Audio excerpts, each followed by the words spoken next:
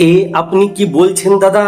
আমি যদি ওর ফোন না ধরি, ওকে যদি ফোন না করি, ও তো আমাকে ছেড়ে দিয়ে চলে যাবে। না না না দাদা, এটা আমি পারবো না।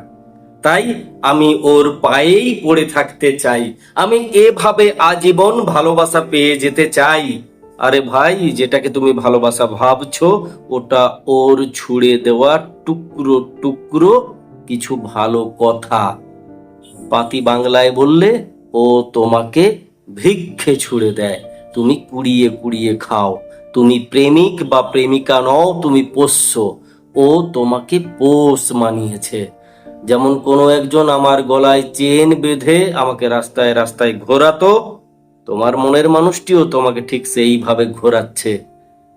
ও তোমাকে ভালোবাসে।